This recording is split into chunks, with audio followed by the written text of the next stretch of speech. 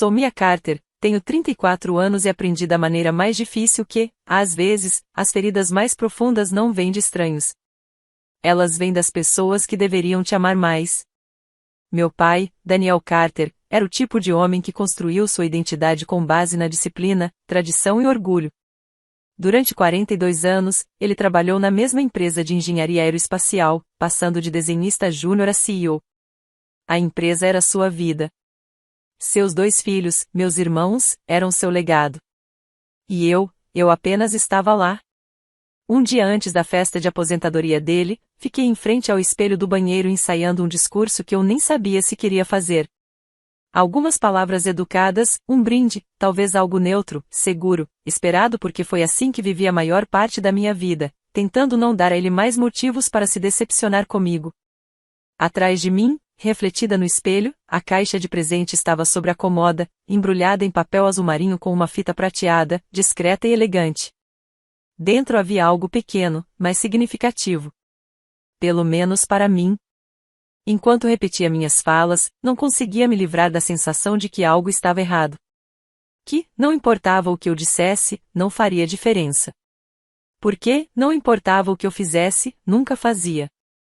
Antes de continuar, me diga nos comentários, você já foi ignorado por alguém que deveria reconhecer seu valor? Se sim, curta e se inscreva. Essa história pode parecer familiar. E talvez, só talvez, ela ajude você a enxergar as coisas de forma diferente também. Quando eu era criança, em Austin, Texas, a casa dos Carter era organizada, tradicional e sufocante. Não éramos pobres, mas o afeto era racionado como se custasse caro. Meus irmãos, Matthew e Josh, eram os típicos garotos americanos, futebol, escoteiros, militares. Meu pai os adorava. Eles não podiam fazer nada de errado. E então, havia eu. Quietinha, curiosa, obcecada por espaço e estrelas. Eu escondia revistas científicas no quarto do mesmo jeito que outras meninas escondiam catálogos de moda. Quando tinha 11 anos, construí um foguete com sucata. Ele realmente decolou. Minha mãe aplaudiu. Meu pai perguntou se eu tinha roubado as peças. Aprendi cedo que eu não me encaixava no molde dele. Ele nunca precisou dizer isso em voz alta. Estava na forma como ele apresentava meus irmãos nos jantares. Este é o Matt, recém-promovido a capitão, e este é o Josh, que agora lidera nossa equipe de testes avançados. Então ele me olhava com um sorriso educado e dizia, e essa é a Mia. Ela é criativa. Criativa como se fosse um defeito. Me formei com honras em engenharia aeroespacial pela Universidade de Michigan, trabalhando em 2 empregos para cobrir o que as bolsas não cobriam. Nenhum membro da minha família foi à cerimônia. Meu pai mandou uma mensagem curta. Parabéns. Não sabia que era hoje. Mesmo assim, eu tentei. Aceitei um emprego que ninguém esperava que eu conseguisse, analista de sistemas no laboratório de propulsão a jato do Caltech. Trabalhei em turnos dobrados, registrei patentes, coassinei artigos científicos. Aos 29 anos, eu já liderava uma equipe. Aos 31, me tornei a diretora de engenharia mais jovem da história da instituição. Mas em todos os feriados em família, quando meu pai levantava o copo para fazer um brinde, era sempre para os meninos. Então, quando recebi o convite para a festa de aposentadoria dele, um evento de gala no Hilton, com discursos, homenagens e uma apresentação de slides sobre sua carreira, eu quase não fui. Quase. Mas havia algo em mim que precisava estar lá. Não por ele. Por mim.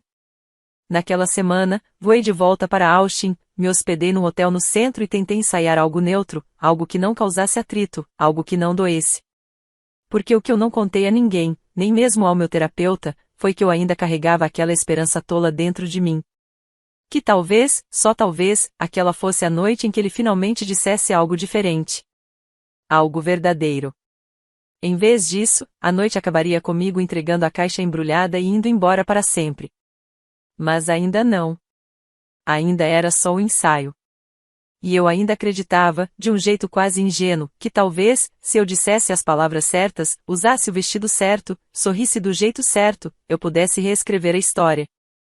Consertar o que estava quebrado. Mas eu ainda não sabia o que ele diria no discurso. E eu não fazia ideia do quanto aquilo poderia doer ou do quão libertador seria finalmente sangrar e sair de pé. Cheguei ao Hilton 20 minutos mais cedo. Não porque queria, mas porque a ansiedade tem esse efeito em mim.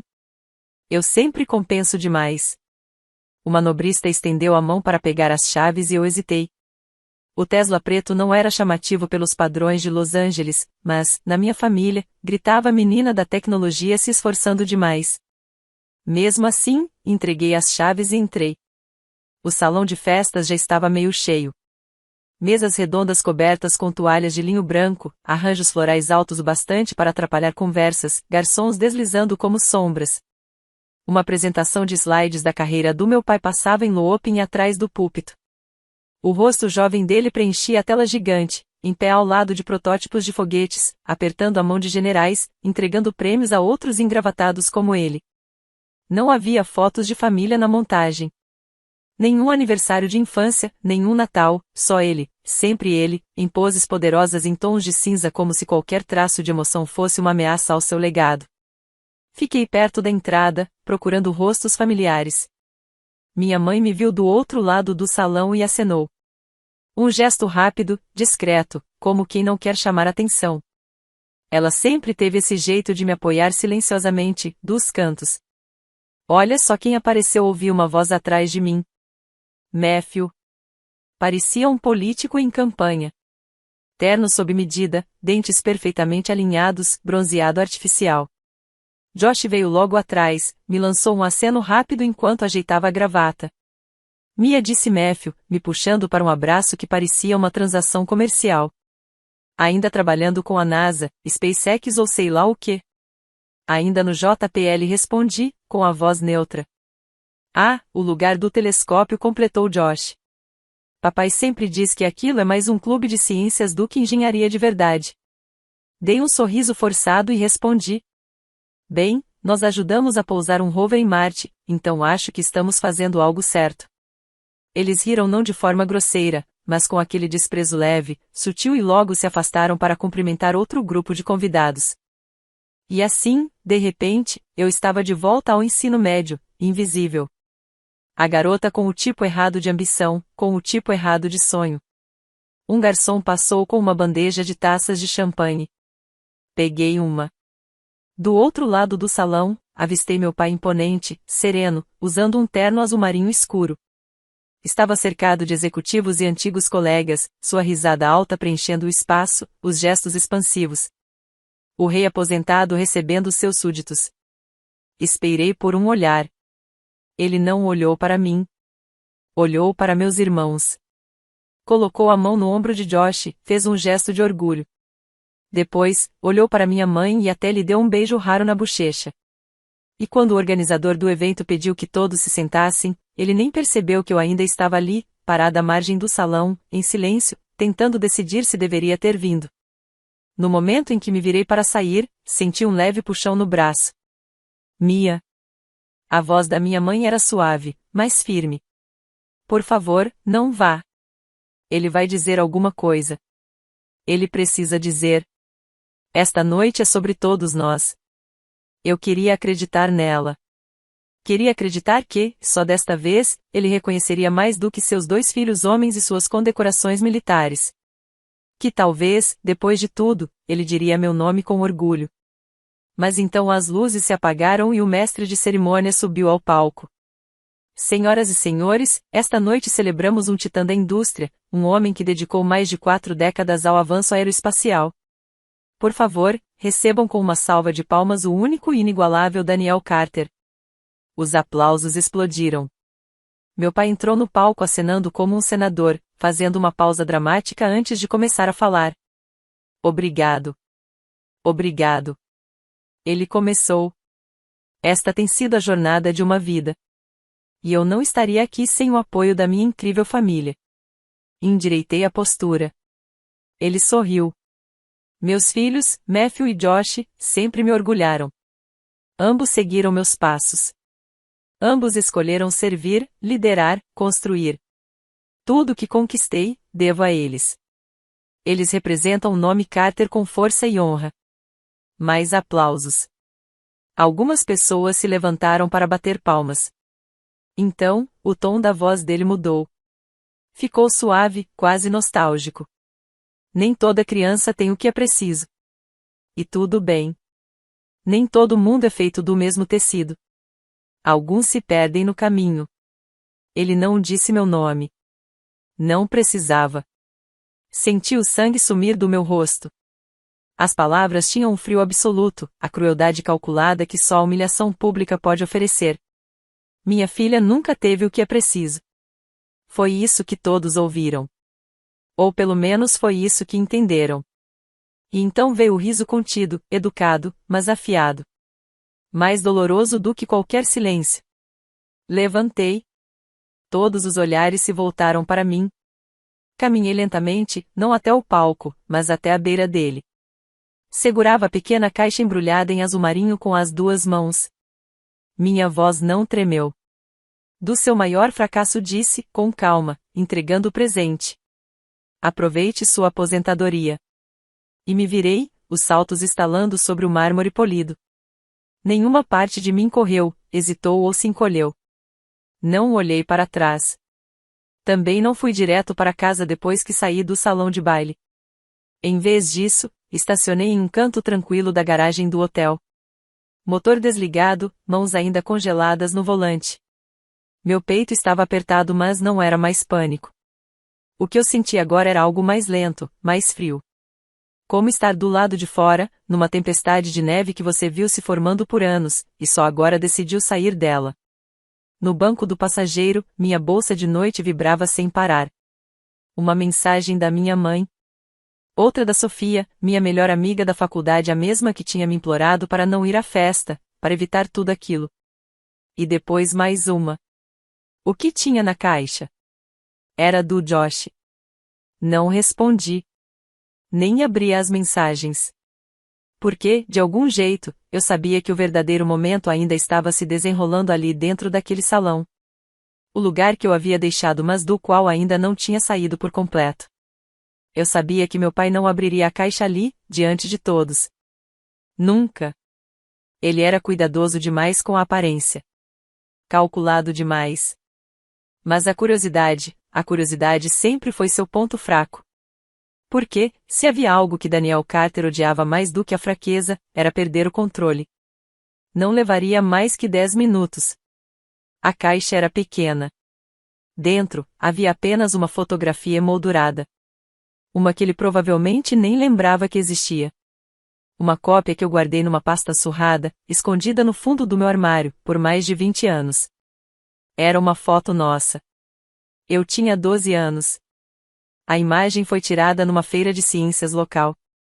Eu tinha feito uma maquete da Estação Espacial Internacional, usando latas de refrigerante e arame. Ele não queria ir, mamãe teve que praticamente arrastá-lo até lá. Lembro dele tenso, de braços cruzados, olhando ao redor como se tudo aquilo fosse uma perda de tempo. Mas naquele dia, algo mudou. Porque eu ganhei. Primeiro lugar, etapa distrital. E por 5 minutos inteiros, ele pareceu orgulhoso. Alguém tirou a foto bem nesse momento. Eu segurando minha fita azul. Ele com a mão no meu ombro. Sorrindo. Um sorriso de verdade. Não o sorriso mecânico que ele usava nas fotos de eventos corporativos. Foi a última vez que me lembro de ele me olhar como se eu não fosse um erro. Guardei aquela foto durante 2 décadas, esperando o momento certo para devolvê-la. Não como prêmio. Nem como ataque. Mas como lembrete. Do que ele escolheu esquecer. Abaixo da moldura, eu coloquei um bilhete. Escrito com uma letra simples. Esta foi a última vez que você olhou para mim como se eu fosse importante. Passei 20 anos correndo atrás dessa versão de você. Terminei agora. E então, ele abriria a caixa e se veria. Mas não a versão que ele projetou nos vídeos de homenagem e nos discursos polidos. Ele veria a versão que poderia ter sido pai. A versão que, mesmo que por só 5 minutos, existiu. De volta ao carro, eu não chorei. Achei que choraria. Mas o que senti foi outra coisa. Um silêncio. Difícil de explicar. Um silêncio diferente. Aquele que surge quando você finalmente para de escalar uma montanha que, no fundo, sempre soube que não levaria a lugar algum. Quando você percebe que o cume que perseguia por anos era só uma parede pintada. Bonita de longe. Oca de perto. Peguei o celular. Não para responder. Só para olhar as redes sociais. E lá estava. Alguém já tinha postado um vídeo do discurso. O áudio cortado. Não dava para ouvir o que eu dizia ao caminhar até ele. Mas dava para ver. A forma como entreguei a caixa. Com calma. Sem pressa. Sem drama. E depois, simplesmente, me virei e fui embora. Nenhum tremor nos meus passos. Os comentários foram variados. Alguns acharam que tudo tinha sido encenado. Outros aplaudiram como um gesto de força. E, claro, houve aqueles que me criticaram por estragar um momento especial. Mas o que mais ficou comigo foram as mensagens silenciosas dos demais de completos estranhos. Eu queria ter a sua coragem. Ele parece o meu pai. Aquela frase sobre ser o maior fracasso me atingiu em cheio. Não respondi. Ainda não. Mas li cada uma. Porque, pela primeira vez na vida, alguém estava me ouvindo. Alguém estava me vendo. Não como uma nota de rodapé na história de outra pessoa, mas como autora da minha própria. E em algum lugar dentro daquele salão de baile, Daniel Carter segurava uma fotografia. Uma imagem que ele não podia reescrever.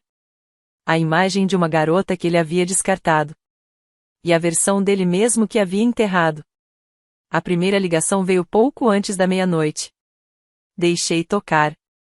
Depois veio a segunda. A terceira. Quando o celular acendeu pela sexta vez, finalmente olhei para a tela, mãe. Hesitei. Meu dedo pairou sobre o ícone verde. Atendi. Mia, disse ela, com a voz rouca, urgente. O que havia naquela caixa? Demorei a responder. Ao fundo, eu podia ouvir vozes abafadas. Nervosas. A dele fria, cortante, como uma lâmina atravessando o ar. Você já sabe, murmurei. Era a única lembrança que eu tinha dele se orgulhando de mim. Ela ficou em silêncio por alguns segundos. Depois. Você o pegou de surpresa. Quase ri. Não, mãe. Ele tem me pegado de surpresa há 30 anos. Outro longo silêncio. Até que ela sussurrou. Ele não queria te machucar, Mia. Ele só não sabe como mostrar o que sente. Foi criado para acreditar que emoções são fraqueza. Eu não estava pedindo lágrimas, falei, num tom calmo, quase vazio. Só queria reconhecimento. E antes que ela pudesse dizer mais alguma coisa, se fosse um pedido de desculpas, ou mais uma desculpa, desliguei. Porque, no fundo, eu não confiava em nenhuma das duas. Na manhã seguinte, desliguei o celular e passei horas caminhando sem rumo pelo centro de Austin. Era surreal ver gente tomando café, correndo com fones de ouvido, vivendo suas rotinas, enquanto dentro de mim, uma bomba emocional ainda explodia. Ao meio-dia, liguei o telefone de novo. 38 mensagens não lidas. Ignorei as de Matthew e Josh. Eu já sabia o que vinham dizer. Defender o papai. Me acusar de ter arruinado tudo. Me chamar de dramática, egoísta, fria. Mas uma mensagem dele se destacou. 2 palavras. Precisamos conversar. Fiquei olhando para aquela mensagem por um bom tempo. Não havia raiva nas palavras. Nem um pedido de desculpas. Só 5 sílabas que soavam como um chamado. Mais tarde naquela noite, me vi dirigindo em direção à casa da minha infância. Não por obrigação. Mas por algo mais difícil de nomear. Encerramento, talvez. Ou curiosidade. A casa estava igual. Tijolos vermelhos. Gramado impecável. A luz da varanda acesa como se nada tivesse mudado, mesmo quando tudo já tinha. Usei a chave antiga. O cheiro de dentro era de cera de limão e nostalgia. Encontrei meu pai sozinho no escritório. Sentado na poltrona. Segurando o porta-retratos. Ele não olhou para mim quando entrei. Ficamos em silêncio por um minuto inteiro. Então, sem me encarar, ele disse: Não me lembro daquele dia. Claro que você, comecei, mas parei. Não falei. Era importante para mim? Ele estremeceu. Sutil, mas presente. Ele colocou a foto sobre a mesa de centro. Você acha que eu nunca me importei? Eu não acho. Eu vivi isso. Você me empurrou, respondi baixinho. Porque eu vi algo em você. Algo afiado, implacável. Não corrigi. Você me empurrou para longe. Tem uma diferença. Finalmente, ele levantou os olhos para me encarar. Eu não sabia como lidar com você. Você não era como os meninos. Não buscava aprovação.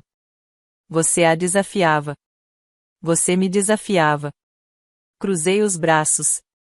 E isso me tornava menos digna de respeito?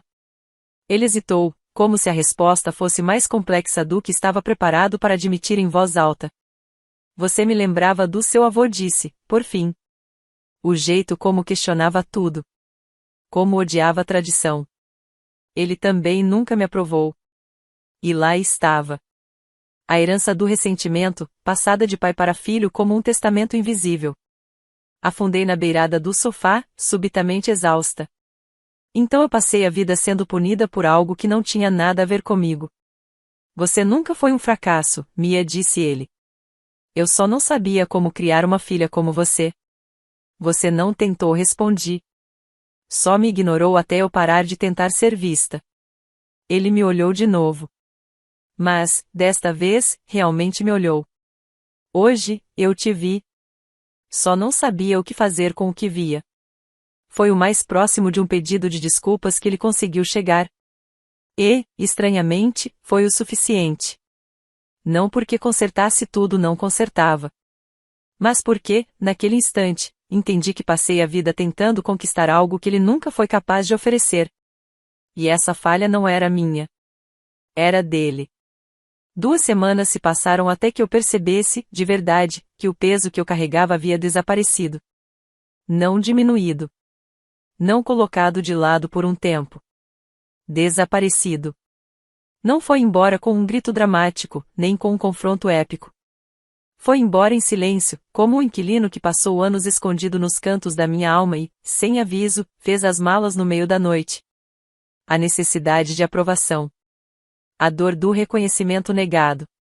A fantasia de que um dia meu pai olharia para mim e diria, você é o suficiente. Ele nunca diria. E, de algum jeito, essa verdade não me esmagava mais. Me libertava. Voltei para Los Angeles numa manhã de domingo. O avião sobrevoava montanhas douradas de sol e litorais reluzentes. E, pela primeira vez em anos, não senti que estava fugindo de nada. Estava simplesmente voltando para casa. Para uma vida que construí com minhas próprias mãos. Sem atalhos. Sem o peso de um sobrenome me sustentando. Só trabalho duro, horas infindas, e a convicção de que era possível transformar dor em propulsão. O JPL me recebeu como se nada tivesse acontecido. Como se eu não tivesse acabado de detonar décadas de história pessoal.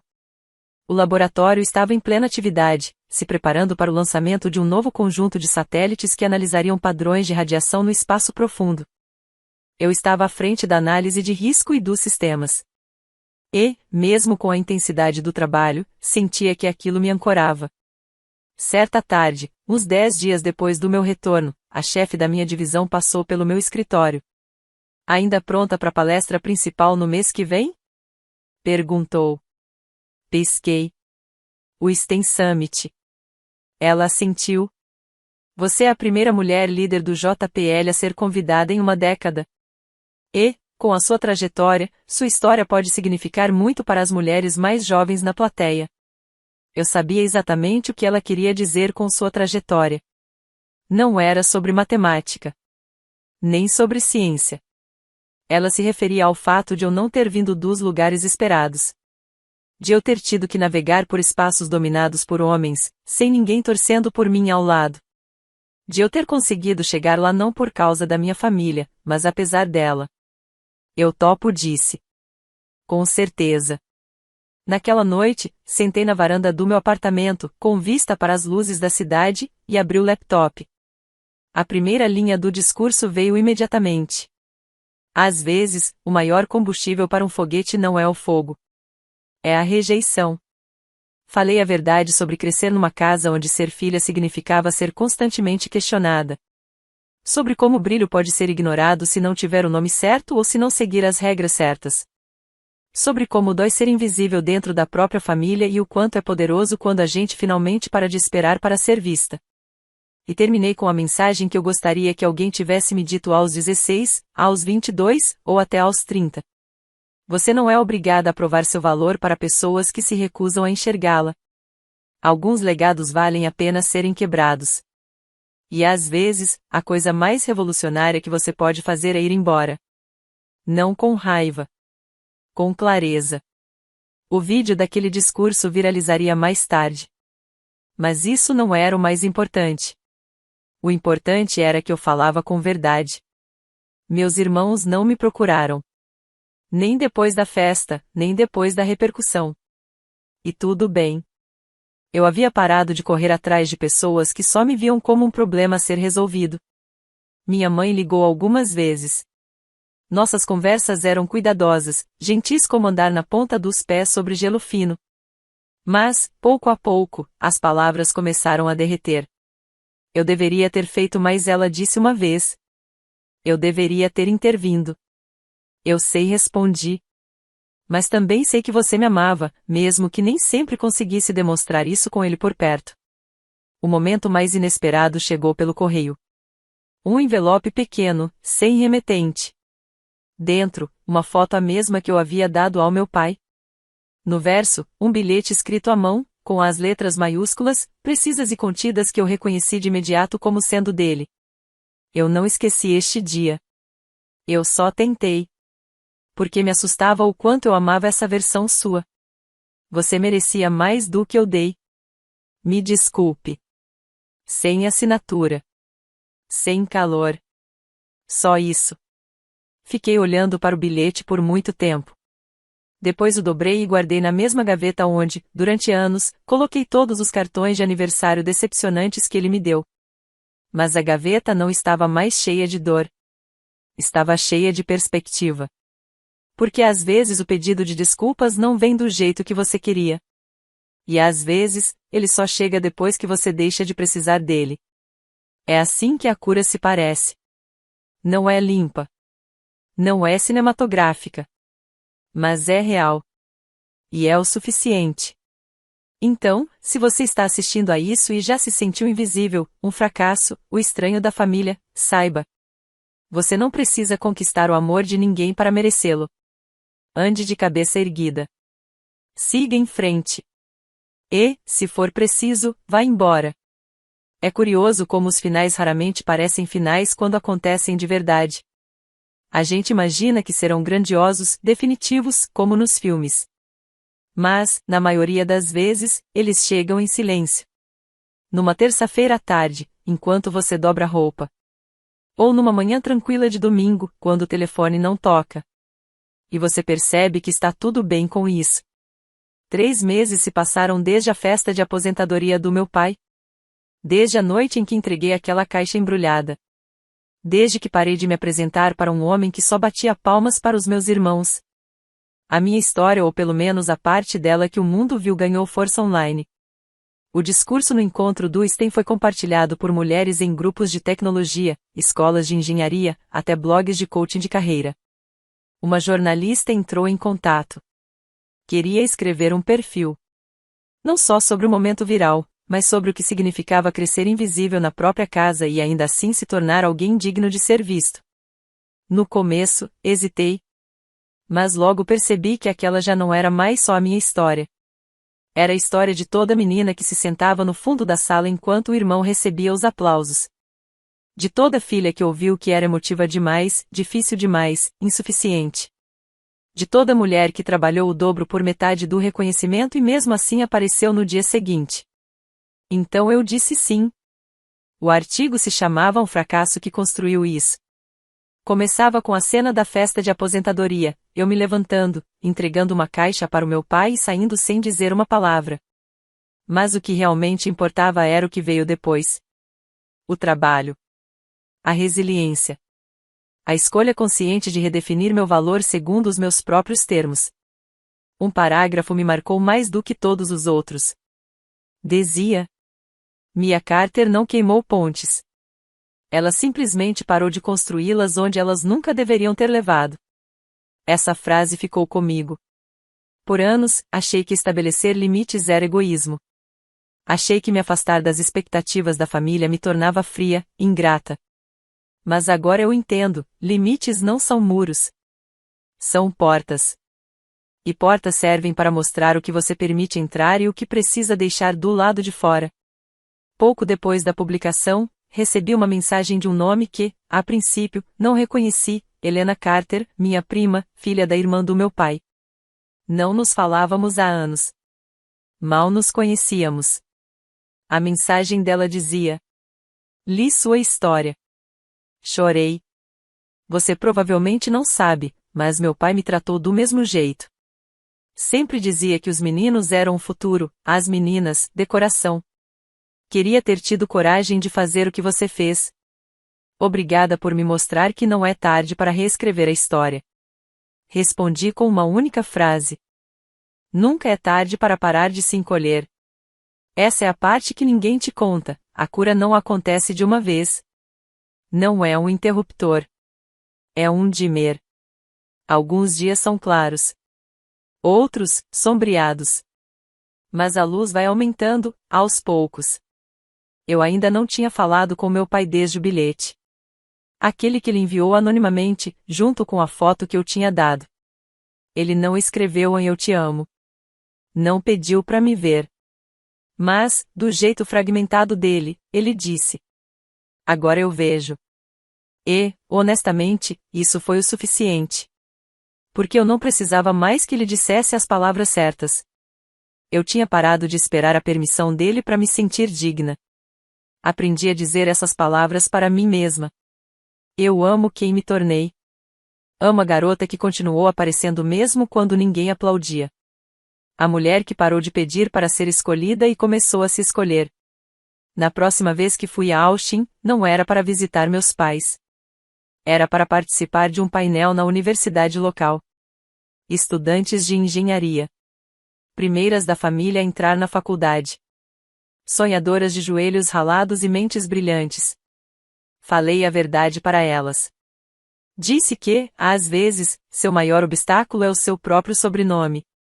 Que provar que os outros estão errados não é tão poderoso quanto provar que você está certa. E que não importa onde você começa ou quem te ignora, você nunca será um fracasso por ser diferente. Você só fracassa se parar de se destacar. Depois, uma garota de no máximo 19 anos veio até mim e perguntou: Como você soube que era hora de parar de tentar conquistar a aprovação dele? Eu sorri. Eu não soube, respondi. Eu só acordei um dia e percebi que ela já era minha.